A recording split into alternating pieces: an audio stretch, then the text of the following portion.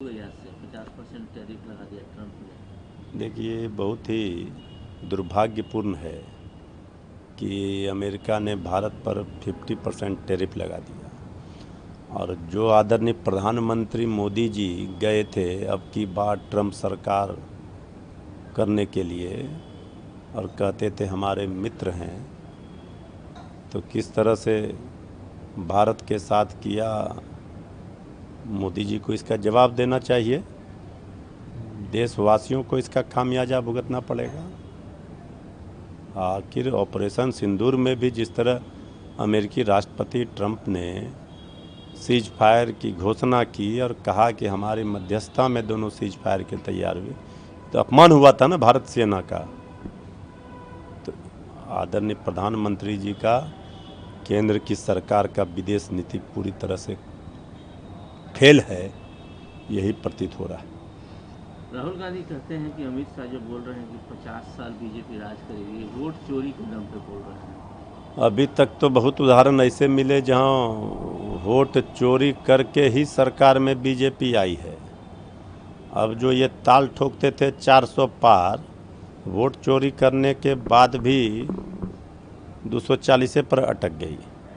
Vote चोरी के मामले को जिस तरह से बिहार की जनता ने वोट चोर गद्दी छोड़ के नारों से पूरे देश हिला दिया है, केंद्र सरकार का नींद हराम कर दिया है, ये राहुल गांधी जी को भी इसका एहसास हो रहा है। इसलिए वो कह रहे हैं कि केंद्रीय गृह मंत्री आदरणीय अमित शाह जी जो दावा कर रहे हैं वोट चोरी के दम पर, अब ये चलने वाला नहीं है। वो कह तो रहे हैं राहुल गांधी कि इन्होंने पहले आपको वोट का राइट छीन लिया, फिर लैंड का राइट छीन लिया। ये तो जब वोटिंग राइट ही किसी का समाप्त कर देगी तो सब चीज़ समाप्त हो जाएगा, नागरिकता ही नहीं बचेगी देश की। ये तो बहुत गहरी साजिश है बीजेपी का, और केंद्र की सत्ता में तीसरी बार काबिज हुई है, काम धाम कुछ किया नहीं, सिर्फ विवादित मुद्दों को ही उखाड़ती है और वोट चोरी कर सरकार में आती है।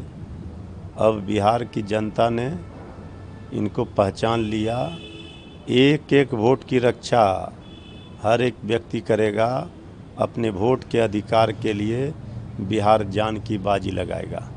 ममता बनर्जी कह रही हैं कि इलेक्शन कमीशन की आप बीजेपी का लॉलीपॉप मत बनिए। ठीक ही कह रही हैं ममता दीदी की बीजेपी का आयोग न बन जाए चुनाव आयोग। चुनाव आयोग का जो आज लोगों के मन में जो चुनाव आयोग के प्रति श्रद्धा था, जो भावना थी, वो आहत हुई। अब चुनाव आयोग के साख पर बट्टा लग गया है, भद्द पिट गई चुनाव आयोग की। तो अब तो हर ओर से आवाज़ आ रही है कि भाजपा आयोग ना बने, चुनाव आयोग इसका तो ख्याल रखे, नहीं तो क्या होगा लोकतंत्र का। वोटर अधिकार यात्रा में एमके स्टालिन भी शामिल हो रहे हैं और कई लोग इंडिया गठबंधन के कई नेता शामिल होंगे। जन सैलाब, जनता के सुनामी को देखेंगे कि आक्रोशित जनता बिहार की सरकार को ही नहीं बदलना चाहती, बिहार की जनता अब केंद्र की सरकार को भी 5 वर्ष तक चैन से नहीं बैठने देगी, उखाड़ फेंकेगी बिहार चुनाव परिणाम के बाद। रेवंत रेड्डी के बयान को तिवारी जी कैसे देखते हैं, अभी बिहारी हैं? देखिए, रेवंत रेड्डी जी ने चाहे और किसी ने भी बिहारियों को, बिहारी हमारे भाइयों को अगर कोई कुछ बोलेगा तो उसे माफ़ नहीं किया जा सकता। लेकिन उन्होंने किस संदर्भ में कहा ये सबको पता है।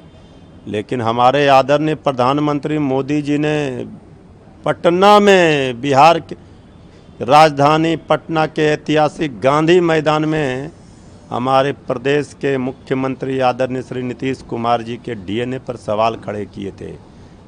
किसी भी प्रदेश का मुख्यमंत्री पूरे प्रदेश की जनता का प्रतिनिधित्व करता है, और बिहार की 14 करोड़ जनता को के डीएनए पर सवाल खड़े किए थे आदरणीय प्रधानमंत्री मोदी जी। वो किस मुंह से सवाल खड़े कर रहे हैं? हम किसी कीमत पर बर्दाश्त नहीं कर सकते हैं। कोई बिहारियों की ओर आंख नहीं दिखा सकता है। बिहारी अपने मेहनत के दम पर, अपने काबिलियत के दम पर, अपने प्रतिभा के हुनर के दम पर अपनी पहचान बनाता है। लेकिन बिहारियों को सबसे ज़्यादा अपमानित किसने किया है? गुजरात में किसने किया? किसने डीएनए पर सवाल खड़े किए? किसने बिहारियों को गाली दी? आज ये लोग जो राग अलाप रहे हैं, हम किसी कीमत पर इसे बर्दाश्त नहीं करते।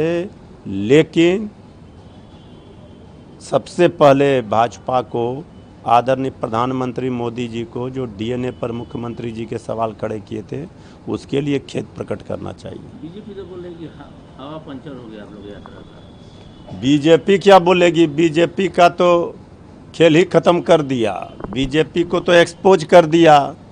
अरे वोट चोर गद्दी छोड़, ये नारों की गूंज बीजेपी को रात में सपने में भी कानों में आती है। अब बीजेपी वाले क्या बोलेंगे? अब तो उनका पैरों तले जमीन ही खिसक गया। बिहार में जनसैलाब उमड़ा है वोट अधिकार यात्रा में, बीजेपी की नींद उड़ी हुई है। और बीजेपी के पास बोलने के लिए कुछ है, अपनी उपलब्धि बता नहीं रहे हैं, तो वो वही पुराना घिसा पिटा कैसेट बजा रहे हैं। क्या हाल है लॉ एंड ऑर्डर का? कानून व्यवस्था का अंतिम संस्कार कर दिया और जंगल राज का राग अलापेंगे। यहाँ नोट जलाए जा रहे हैं अधिकारियों के द्वारा, नाला जाम हो जा रहा है, इतना नोट जल जाता है। भला बताइए, अब भ्रष्टाचार पर ज्ञान देंगे बीजेपी वाले? बीजेपी वालों का जो जिस हथियार से वो सत्ता पाते थे, अब उस हथियार को ही जनता जब्त कर लेगी। वोट चोरी नहीं होगा, बीजेपी का सत्ता में आने का सपना खत्म होगा।